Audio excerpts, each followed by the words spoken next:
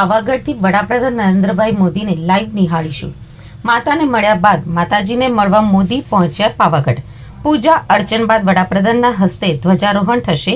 500 વર્ષ બાદ પહેલીવાર આજે પાવાગઢ શક્તિપીઠ ઉપર ધ્વજા લહેરાશે।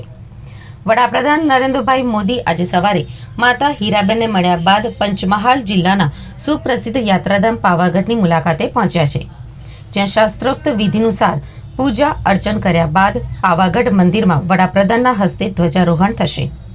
ધ્વજારોહણની સાથે પાવાગઢ યાત્રાધામનો ગૌરવવંતો ઇતિહાસ જોડાયેલો છે। પાવાગઢ સાથે જોડાયેલા ઇતિહાસ મુજબ 500 વર્ષ અગાઉ પાવાગઢ ઉપર મોહમ્મદ બેગડાએ હુમલો કરીને પાવાગઢ ગઢ જીતી લીધો હતો। મોહમ્મદ બેગડાએ પાવાગઢ મંદિરના શિખરને ખંડિત કરી દીધું હતું। મંદિર ઉપર દરગાહ બનાવી દેવામાં આવી હતી। આસ્થાના કેન્દ્ર એવા પાવાગઢ માતાજીના મંદિરના શિખર ઉપર 538 વર્ષથી ધ્વજા ફરકાવી ન હતી, ત્યારે પાવાગઢનો વર્ષો જૂનો ઇતિહાસ પાછો થશે। વડાપ્રધાન સવારે આવીને મંદિરમાં પૂજા અર્ચન કરી હતી, જ્યારે પીએમ મોદીનો વિરાસત વનનો કાર્યક્રમ કેન્સલ કરવામાં આવ્યો હોવાનું જાણવા મળી રહ્યું છે। પાવાગઢની ટોચ ઉપર માતાજીના મંદિરનો સંપૂર્ણ કાયાકલ્પ કરવામાં આવશે। ગર્ભગૃહને બાદ કરતા આખું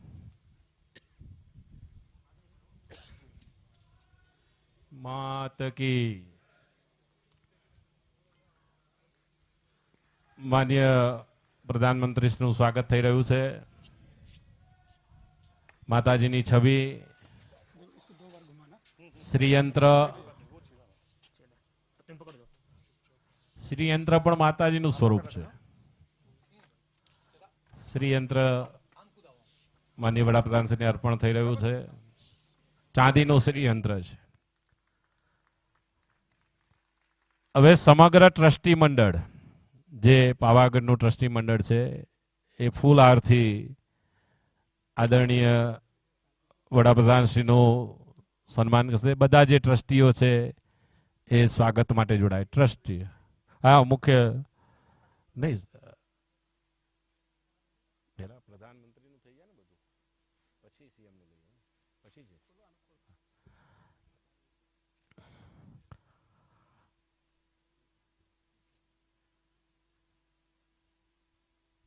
સુરેન્દ્ર કાકાને જ્યારે આ જવાબદારી સોંપાઈ અને માતાજીના દર્શન કર્યા, એમણે એમ કહેલું કે એક ભગીરથ સંકલ્પ છે, એ પૂરો કરું ત્યાં સુધીમાં તું મને જીવતો રાખજે। અને આજે એ સંકલ્પ પરિપૂર્ણ થઈ રહ્યો છે। ટ્રસ્ટી મંડળ દ્વારા માનનીય વડાપ્રધાનશ્રીનું સન્માન તાલીઓના ગડગડાટથી આપણે ભારત માતા કી, ભારત માતા કી। ત્યારબાદ ગુજરાતના લોકલાડીલા મુખ્યમંત્રી શ્રી ભૂપેન્દ્રભાઈ પટેલનું સ્વાગત કરવા માટે માન્ય અશોકભાઈ પંડ્યા ટ્રસ્ટી કમ મંત્રીને વિનંતી કરી શાલ અને માતાજીની છબી દ્વારા માન્ય શ્રી મુખ્યમંત્રીજીનું સ્વાગત કરશે।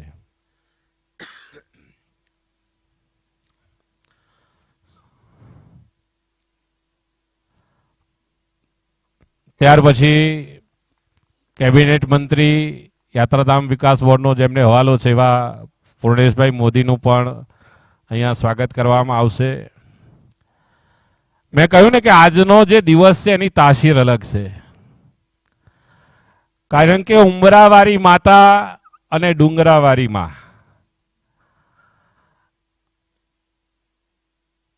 આજે આદરણીય વડાપ્રધાન શ્રીના માતૃશ્રી 57 વર્ષમાં પ્રવેશ કરી રહ્યા છે અને અત્યારે ડુંગરાવાળી માના આશીર્વાદ એમણે લીધા। અહીંયા વન પ્રોજેક્ટ છે અને ટ્રસ્ટ દ્વારા એ પ્રોજેક્ટ માટે આજે 60 લાખ રૂપિયાનો ચેક ટ્રસ્ટ દ્વારા રાજ્ય સરકારને અર્પણ કરવામાં આવશે। આપણે વિનંતી કરીએ કે જે ચેક છે એ ત્યાં આગળ અર્પણ કરે।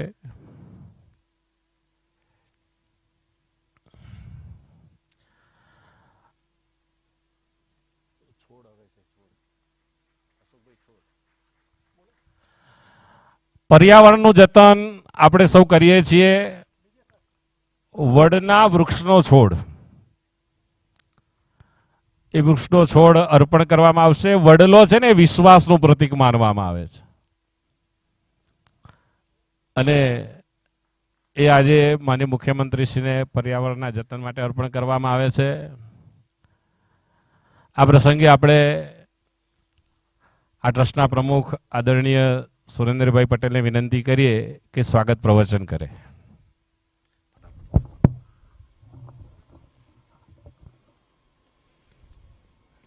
આજના વિશિષ્ટ પ્રસંગ માટે મેં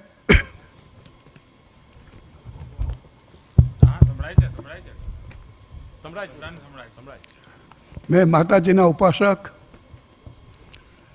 દુનિયાભરમાં ભારતનું નામ રોશન કરનાર આપણા ગુજરાતના પનોતા પુત્ર શ્રી નરેન્દ્રભાઈ મોદીનું હાર્દિક સ્વાગત કરું છું. જેને ગુજરાતના વિકાસની ચિંતા છે એવા મુખ્યમંત્રી ભૂપેન્દ્રભાઈ પટેલનું પણ હાર્દિક સ્વાગત કરું છું. અહીંયા પવિત્ર યાત્રાધામની જેની જવાબદારી છે એવા કેબિનેટ મંત્રી પૂર્ણેશભાઈ મોદીનું પણ હું હાર્દિક સ્વાગત કરું છું. વિશિષ્ટ જે સંતગણ અહીંયા પધાર્યા છે એમને પણ નમન કરું છું. અહીંયા આગળ પાર્લામેન્ટ મેમ્બર્સ, ધારાસભ્યો, નીતિનભાઈ, અન્ય આગેવાનો અને આમંત્રિતો જે આવ્યા છે, પરિસરમાં જગ્યા ઓછી હોવાને કારણે આપણે બહુ જ મર્યાદિતમાં લોકોને બોલાયા હતા. એ બધાનું પણ અહીંયા આગળ હાર્દિક સ્વાગત કરું છું.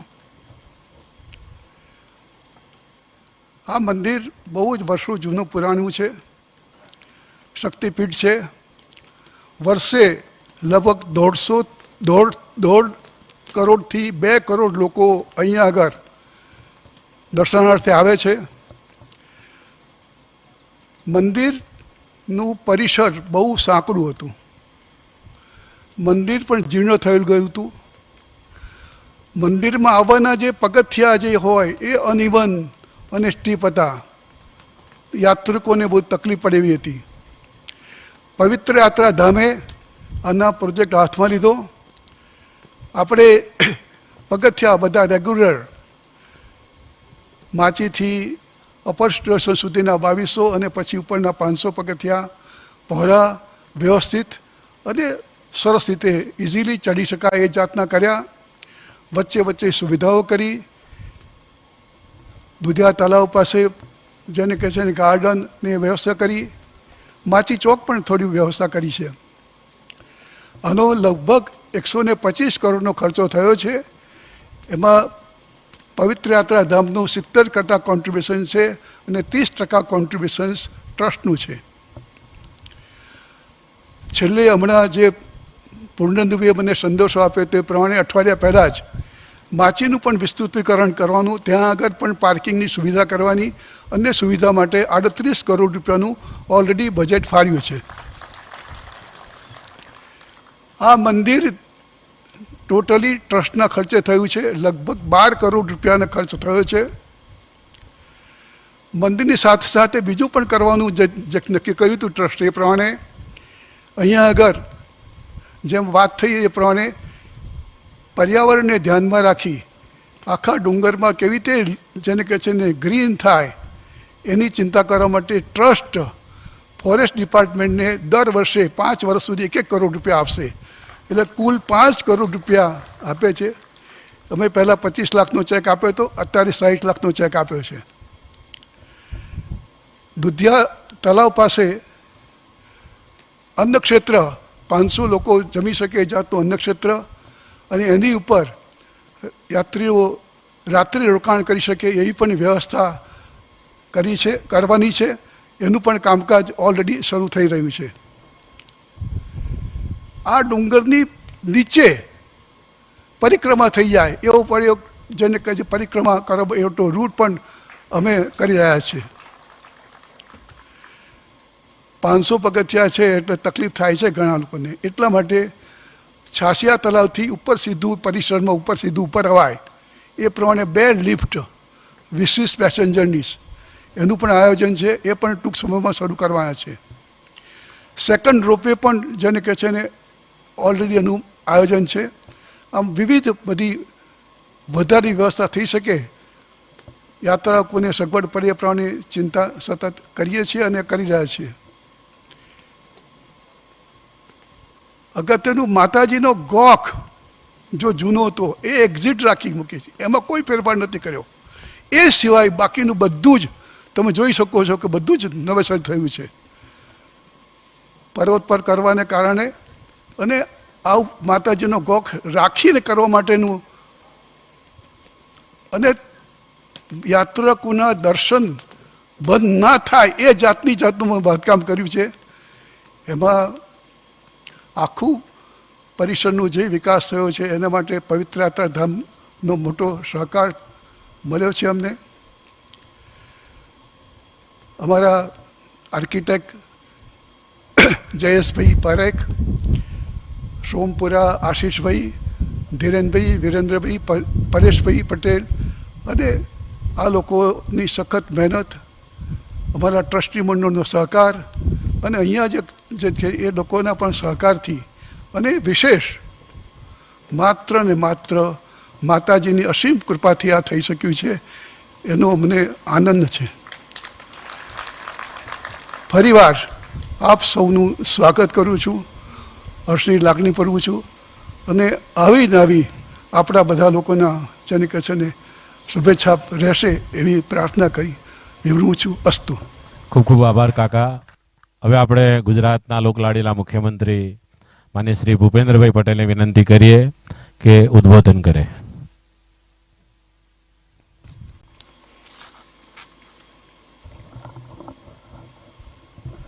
એકાવન શક્તિપીઠ પૈકીના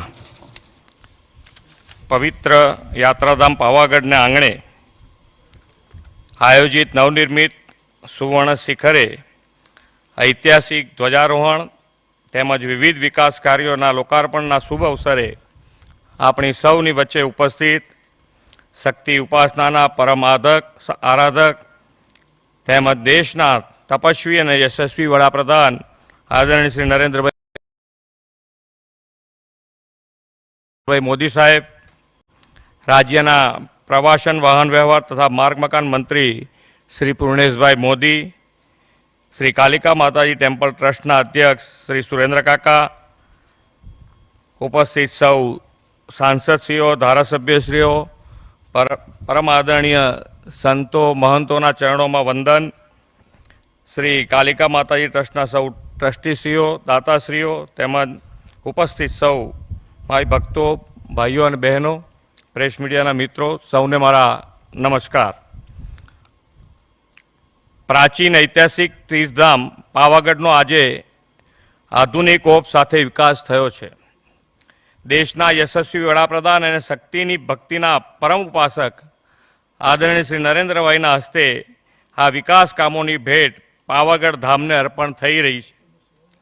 પાવાગઢ એ ગુજરાતના લાખો લોકોની આસ્થાનું પ્રતીક છે. અહીં દર વર્ષે લાખો લોકો દર્શનાર્થે આવતા હોય છે. એમાંય ચૈત્રી અને આસો નવરાત્રિમાં તો માય ભક્તોનો મોટા પાયે અહીંયા ધસારો હોય છે. પાવાગઢ ધામમાં આવતા શ્રદ્ધાળુઓની સુવિધામાં વધારો થાય તે માટે રાજ્ય સરકારે રૂપિયા 121 કરોડના ખર્ચે મંદિર પરિસરનો વિસ્તાર કર્યો છે. સાથે જ તળેટીના માચી વિસ્તારમાં યાત્રિકોને પૂરતી પાયાની સગવડ ઉપલબ્ધ કરાવવા માટે આવનાર દિવસોમાં રૂપિયા 37 કરોડના ખર્ચે કામ હાથ ધરનાર છે.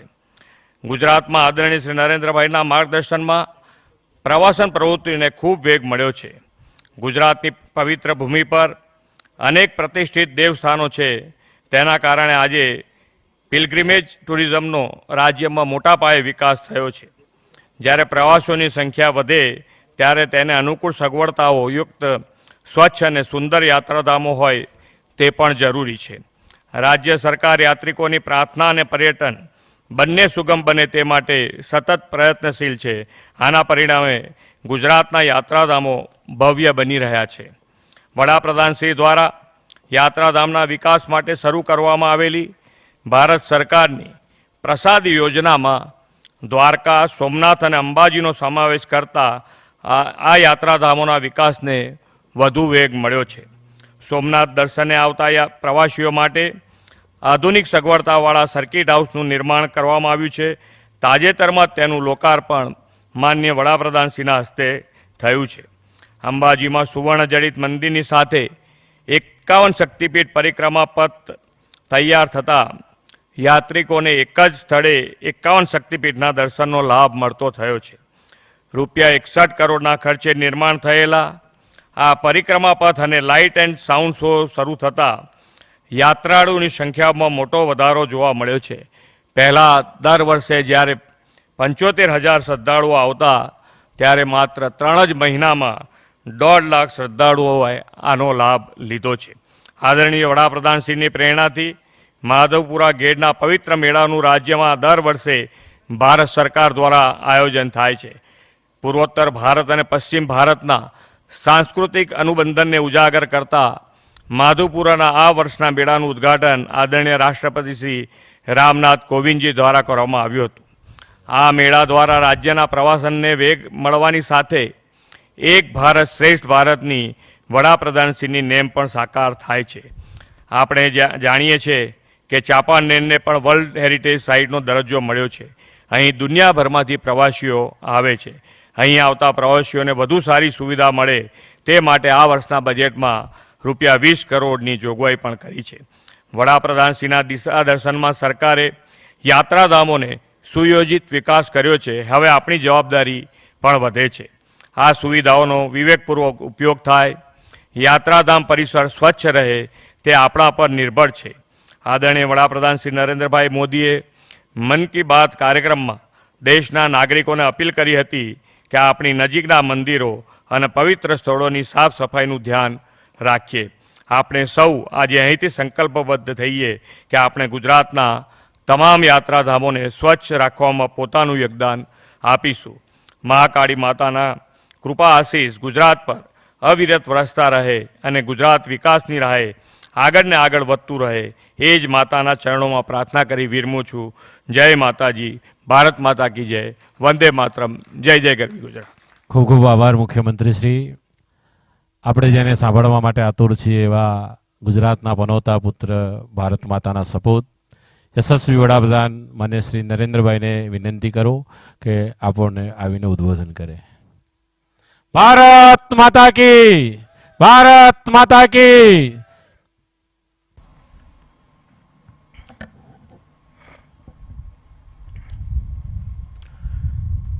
कार्यक्रम में उपस्थित गुजरात के लोकप्रिय मुख्यमंत्री श्री भूपेंद्र भाई पटेल, कालिका माताजी मंदिर ट्रस्ट के प्रेसिडेंट श्री सुरेंद्र भाई पटेल, राज्य सरकार के मंत्री भाई पूर्णेश मोदी, यहाँ उपस्थित सभी वरिष्ठ पूज्य संतगण, सभी श्रद्धालु साथी, देवी और सज्जनों, आज कई वर्षों के बाद पावागढ़ मां काली के चरणों में आकर के कुछ पल बिताने का, आशीर्वाद प्राप्त करने का सौभाग्य मिला। मेरे लिए जीवन की बड़ी धन्य पल है।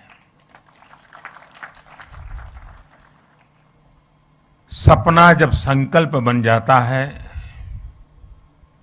और संकल्प जब सिद्धि के रूप में नजर के सामने होता है तो उसका आनंद कितना हो सकता है, इसकी आप कल्पना कर सकते हैं।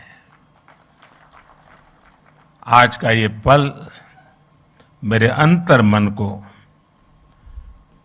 विशेष आनंद से भर देता है। कल्पना कर सकते हैं 5 शताब्दी के बाद और आजादी के 75 साल बीतने के बाद 5 शताब्दी तक मां काली के शिखर पर ध्वजा नहीं फहरी थी। आज मां काली के शिखर पर ध्वजा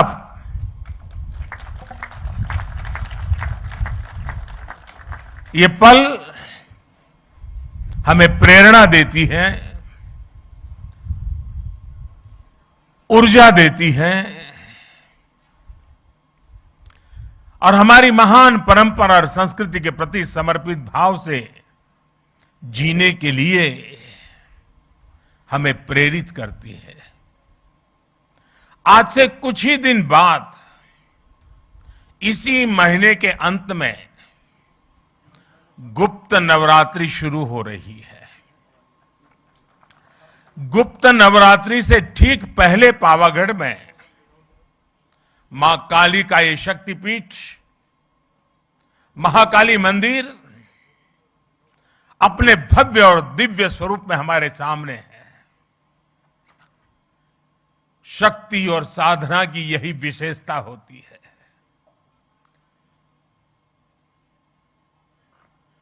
गुप्त नवरात्रि है, लेकिन शक्ति सुप्त नहीं होती है, शक्ति कभी लुप्त नहीं होती है।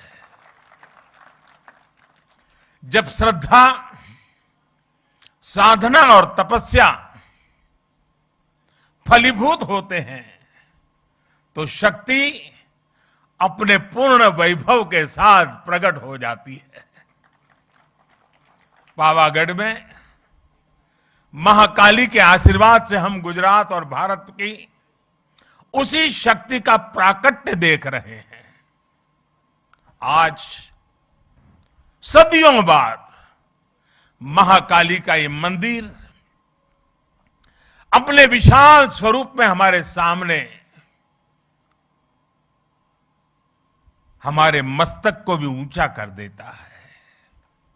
आज सदियों बाद पावागढ़ मंदिर में एक बार फिर शिखर पर ध्वज फहरा रहा है। ये शिखर ध्वज केवल हमारी आस्था और आध्यात्म का ही प्रतीक नहीं है। ये शिखर ध्वज इस बात का भी प्रतीक है कि सदियां बदलती हैं, युग बदलते हैं, लेकिन आस्था का शिखर शाश्वत रहता है।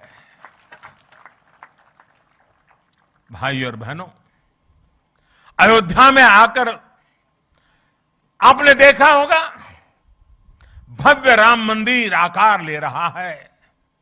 काशी में विश्वनाथ धाम हो या फिर मेरे केदार बाबा का धाम हो, आज भारत के आध्यात्मिक और सांस्कृतिक गौरव पुनर्स्थापित हो रहे हैं। आज नया भारत अपनी आधुनिक आकांक्षाओं के साथ साथ अपनी प्राचीन धरोहर को भी, अपनी प्राचीन पहचान को भी उसी उमंग और उत्साह के साथ जी रहा है।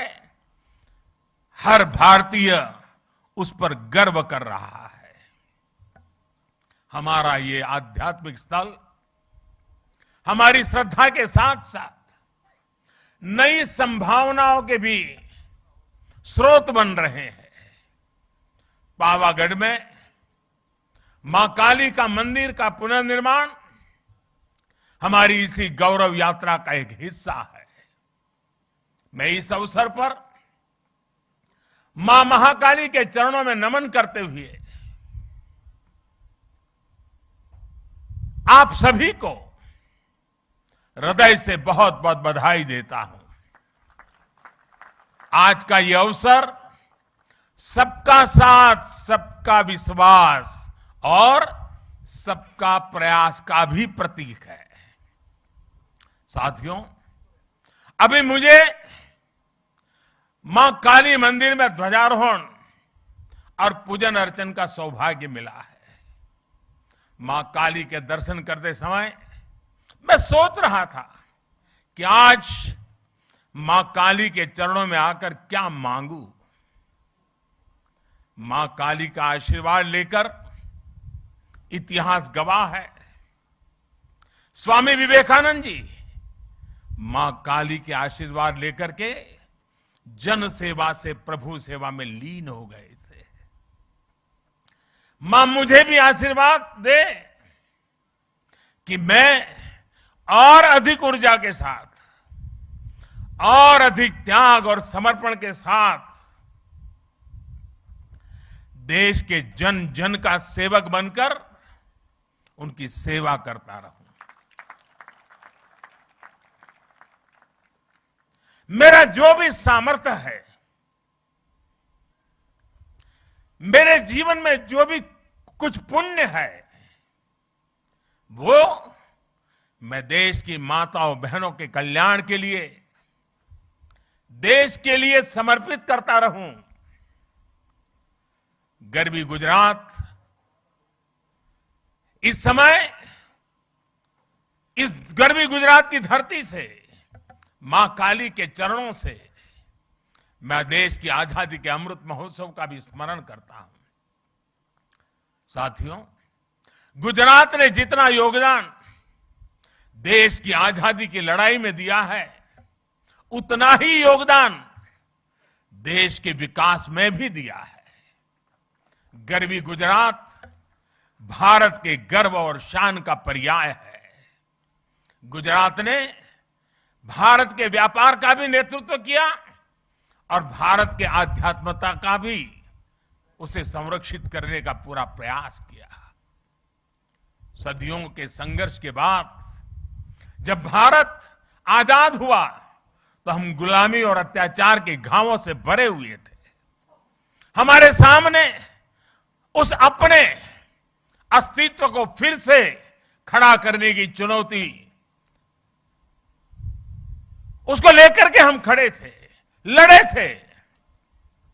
भारत के इस सांस्कृतिक आजादी की शुरुआत भी सरदार साहब के नेतृत्व में गुजरात से ही हुई थी। सोमनाथ मंदिर का पुनर्निर्माण राष्ट्र के पुनर्निर्माण के संकल्प के रूप में हमारे सामने आया। पावागढ़ और पंचमहाल आज सोमनाथ की उस परंपरा को आगे बढ़ा रहा है जिसने गुजरात को पूरे देश में पहचान दी थी। आज जो ध्वजा फहराई गई है वो केवल महाकाली मंदिर की ध्वजा नहीं है, बल्कि गुजरात और देश के सांस्कृतिक गौरव की ध्वजा भी है। पंचमहाल और गुजरात के लोगों ने सदियों से इस मंदिर की भव्यता के लिए प्रयास किए। अब सोने से बढ़े इस कलश के साथ इस मंदिर से जुड़ा वो सपना पूरा हुआ है। आज पावागढ़ और पंचमहाल की तपस्या सिद्ध हुई है। पंचमहाल और इस क्षेत्र में पुराना तो मुझे याद है, आज की परंपरा मुझे उतना पता नहीं है, लेकिन जो पुराना मैं जानता हूं, जब भी कोई शादी विवाह होता था तो इस मंदिर में सबसे पहले भक्त आकर के शादी का जो निमंत्रण पत्र होता था वो मां के चरणों में रख देता था। और मुझे पता है उस समय तो जो यहां पुजारी और पंडित लोग हुआ करते थे, वो शाम की आरती के समय दिन भर जितने ऐसे निमंत्रण आए हैं उसको पढ़ करके मां को सुनाते थे, भक्ति भाव से सुनाते थे। सुरेंद्र काका कह रहे हैं आज भी चल रहा है।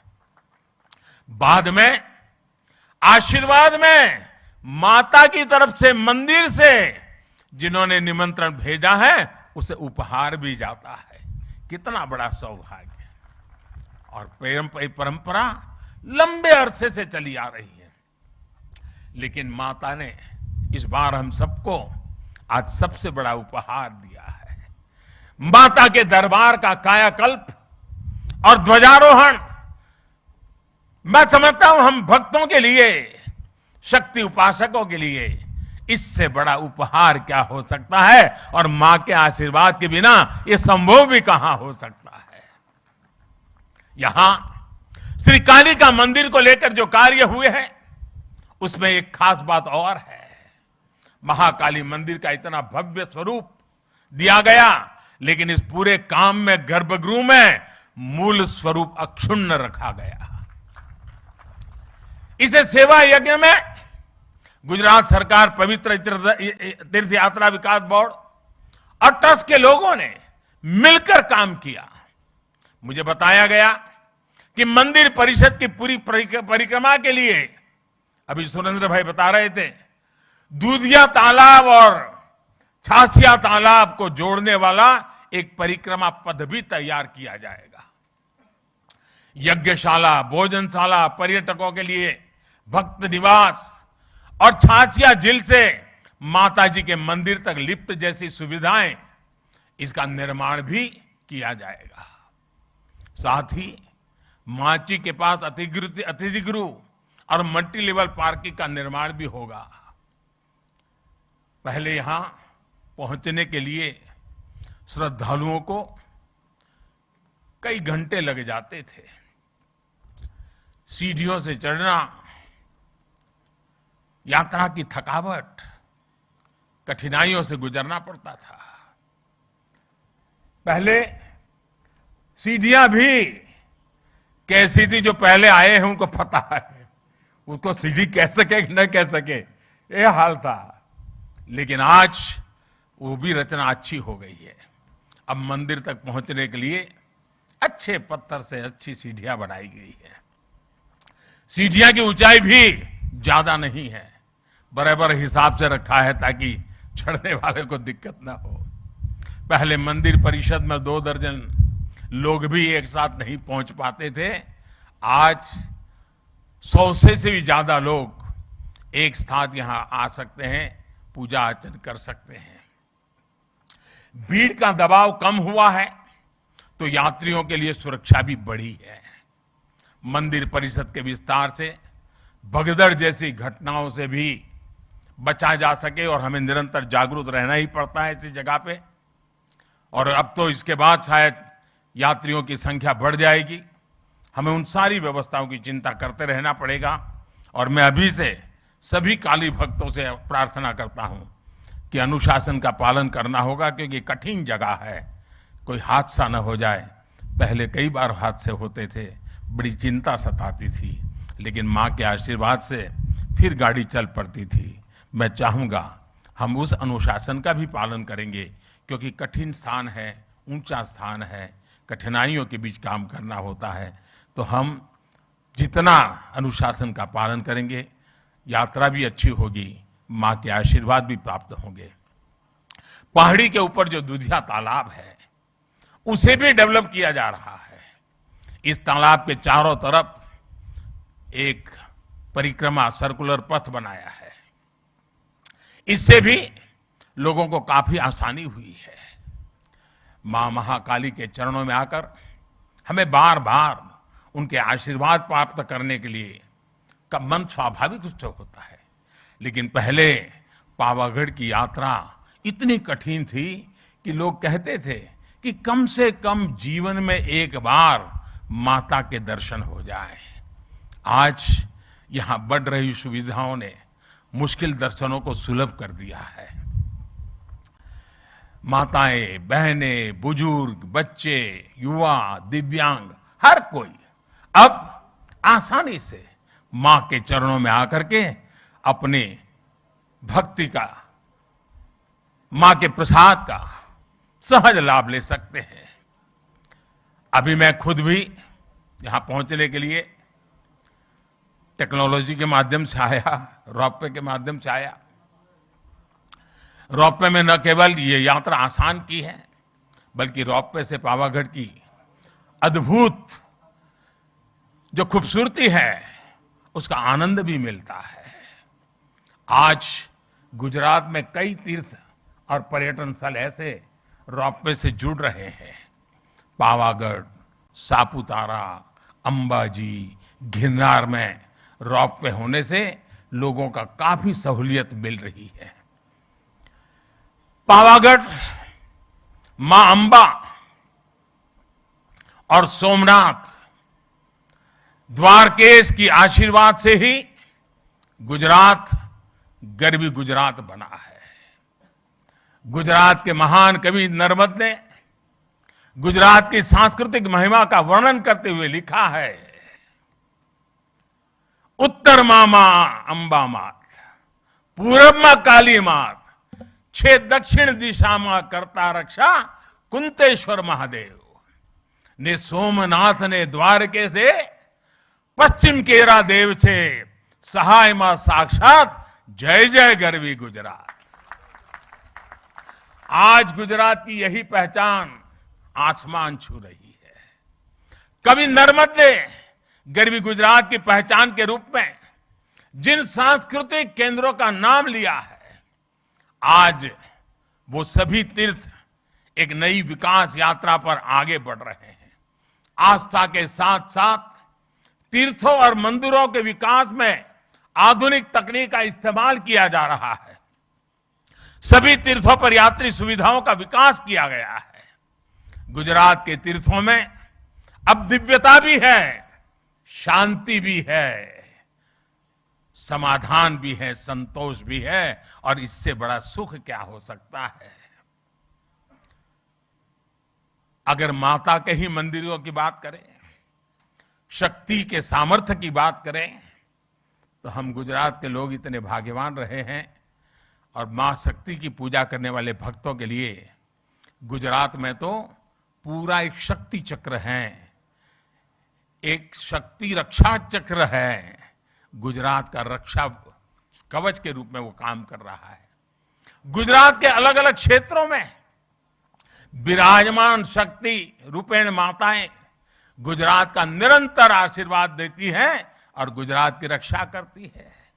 बनासकांठा में मां अंबाजी, पावागढ़ में मां काली, चोटीला में चामुंडा मां, ऊंझा में उमिया मां, कच्छ में के माताजी नो मढ़ आशापुरा मां, नवसारी के पास उनाई माता, डेड़िया के पास देवमोगरा मां, भावनगर के पास खोडियार मां, महसाना के पास बहुचर मां, उधर हमारे खोड़ल धाम, उधर उमिया धाम, गिरनार के ऊपर अंबा मां, अनेक माताएं हर कोने में हमें निरंतर आशीर्वाद रहे। यानी हम कह सकते हैं कि हम पर एक शक्ति का आशीर्वाद है। अंबाजी में गब्बर फुट हिल्स, अभी हमारे भूपेंद्र भाई वर्णन कर रहे थे, 3D वीडियो प्रोजेक्शन मैपिंग की शुरुआत की गई है। साथ में महाआरती भी शुरू की गई है। केंद्र की प्रसाद योजना के तहत गब्बर तीर्थ का पुनरुद्धार भी किया जा रहा है। अंबाजी मंदिर परिसर के विकास की योजना पर भी काम चल रहा है। कोटेश्वर महादेव मंदिर, रिंछड़िया महादेव मंदिर जैसे पुण्य स्थानों का विकास भी किया जा रहा है। अभी कुछ समय पहले मुझे सोमनाथ मंदिर में भी कई विकास कार्यों के लोकार्पण का अवसर भी मिला था। द्वारिका में भी घाटों, यात्री सुविधाओं और मंदिरों के सौंदर्यीकरण पर भी काम किया गया है।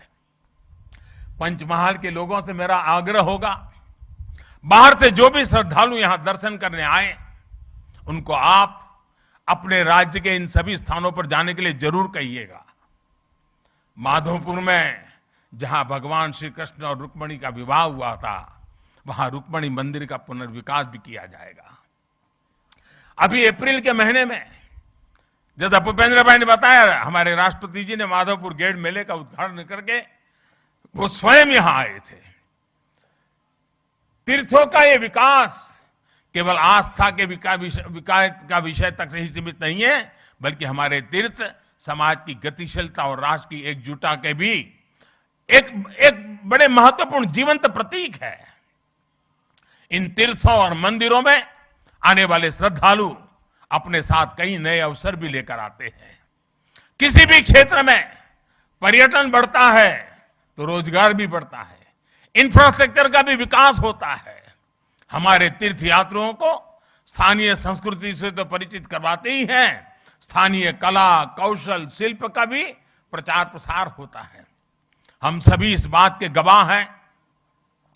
हमारा केवड़िया, वहां का हमारा Ekta Nagar, statue of unity, उसके बाद वहां पर्यटकों की जो संख्या बढ़ी है, आज दुनिया में महत्वपूर्ण पर्यटन क्षेत्रों में वो एक डेस्टिनेशन के रूप में जाना जाने लगा है। दुनिया में उसने भी जगह बना ली है। इसी तरह सुविधाएं बढ़ने के बाद काशी विश्वनाथ धाम और चार धाम यात्रा में भी श्रद्धालुओं की संख्या नित नए रिकॉर्ड बना रही है। इस बार तो केदारनाथ में अभी तो कुछ ही सप्ताह हुए हैं, सारे रिकॉर्ड तोड़ दिए हैं, इतने यात्री वहां पहुंचे हैं। पावागढ़ के विकास से मंदिर में आने वाले श्रद्धालुओं की संख्या बढ़ेगी, तो उसका लाभ बड़ौदा हो, पंचमहाल हो, इस पूरा हमारा वनवासी पट्टा हो, हमारे आदिवासी भाई बहन हो, सबके जीवन में एक बहुत बड़ी ताकत भरने वाला है। जो श्रद्धालु मंदिर में आएंगे वह यहां से विरासत वन भी जाएंगे। विरासत वन प्रकृति, पर्यावरण, परंपरा और आयुर्वेद जैसे विषयों पर देश के लिए एक बड़ा आकर्षण और प्रेरणा का केंद्र बन सकता है। इसी तरह आर्कियोलॉजिकल पार्क और पावागढ़ किला के लिए भी आकर्षण बढ़ने वाला है। विकास ये कार्य पंचमहाल को देश में प्रमुख पर्यटन स्थल के रूप में उभरने में मदद करेंगे। पावागढ़ में अध्यात्म भी है, इतिहास भी है, प्रकृति भी है, कला संस्कृति भी है। यहां एक और मां महाकाली का शक्तिपीठ है, तो दूसरी ओर जैन मंदिर की धरोहर भी है। यानी पावागढ़ एक तरह से भारत के ऐतिहासिक विविधता के साथ सर्वधर्म समभाव का केंद्र रहा है। यूनेस्को ने चांपानेर के पुरातत्व स्थल को विश्व धरोहर वर्ल्ड हेरिटेज के रूप में स्थल के रूप में इस साइट को दर्ज किया हुआ है। यहां बढ़ता हुआ पर्यटन यहां की पहचान को भी और मजबूत करेगा। पंचमहाल में पर्यटन की संभावनाओं के साथ साथ यहां के युवाओं के लिए बड़ी संख्या में नए अवसर तैयार होने वाले हैं। हमारे आदिवासी भाई बहनों के विशेष रूप से रोजगार के नए अवसर आने वाले हैं। आदिवासी समाज की कला, संस्कृति और पारंपरिक कौशल को भी नई पहचान मिलने वाली है। और हमारा पंचमहाल तो बैजू बावरा जैसे महान गायकों की धरती रहा है। वो प्रतिभा आज भी यहां की मिट्टी में है। जहां विरासत, वन और संस्कृति मजबूत होती है, वहां कला और प्रतिभा भी पल्लवित होती है। हमें इस प्रतिभा को भी उभारना है, नई पहचान भी देनी है। चांपानेर वो जगह है जहां साल 2006 में गुजरात का गौरव बढ़ाने वाली ज्योतिर्ग्राम योजना की शुरुआत हुई थी। मैं जब मुख्यमंत्री बना तब लोग मुझे कहते थे, साहब कम से कम शाम को खाना खाते समय बिजली मिले इतनी व्यवस्था करो। यही मां काली के चरणों में बैठ करके हमने ज्योतिर्ग्राम योजना से गुजरात में और देश में पहली बार 24 घंटे घरों में बिजली पहुंचाने में सफलता प्राप्त की थी। और तब उस समय के हमारे राष्ट्रपति श्री एपीजे अब्दुल कलाम जी उस कार्यक्रम में आए थे और उनके कर कमलों से हमने उसको लॉन्च किया था। ज्योतिर्ग्राम योजना ने गुजरात के विकास में एक नया अध्याय जोड़ा। इस योजना की वजह से गुजरात के लोगों को 24 घंटे बिजली मिलना शुरू हुआ। पावागढ़ का नाम ही एक प्रकार से हवा का गढ़ है। यहां वासुदेव की विशेष कृपा रहती है। मुझे विश्वास है कि हमारे सांस्कृतिक पुनरुत्थान और विकास की जो हवा पावागढ़ में बह रही है, इसकी महक भी पूरे गुजरात और देश में पहुंचेगी। इसी भाव के साथ मैं महाकाली के चरणों में एक बार फिर मेरा नमन करता हूं। आप सभी को भी एक बार फिर बहुत बहुत शुभकामनाएं देता हूं। અને આજે જ્યારે માં કાળીના ચરણોમાં આવ્યું છું ત્યારે ગુજરાતનો વિશાળ ફલક અને અન્ય રાજ્યોથી પણ માં કાળીના ભક્તોની અનગિનત સંખ્યા ખૂબ શ્રદ્ધા સાથે અહીંયા આવતી હોય છે।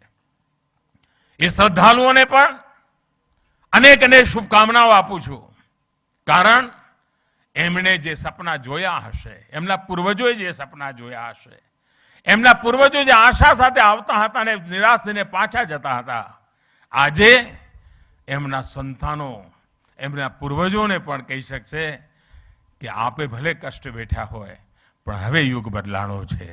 હવે માં કાલી પૂરા ગૌરવ સાથે આપણને આશીર્વાદ આપી રહી છે. એવી જ એક ભાવના સાથે ફરી એકવાર આપ સૌને ખૂબ ખૂબ શુભકામનાઓ. સૌ ટ્રસ્ટી મંડળને, ગુજરાત સરકારને, ભૂપેન્દ્રભાઈના નેતૃત્વમાં થયેલા કામોને હૃદયથી બિરદાવું છું. આપ સૌને ખૂબ ખૂબ શુભેચ્છા આપું છું. ખૂબ ખૂબ ધન્યવાદ. ખૂબ ખૂબ આભાર પ્રધાનમંત્રીજી. શ્રી કાલિકા માતાજી મંદિર ટ્રસ્ટના નિમંત્રણને માન આપી આપ સૌ મહાનુભાવો ઉપસ્થિત રહ્યા, આપનો ખૂબ ખૂબ આભાર.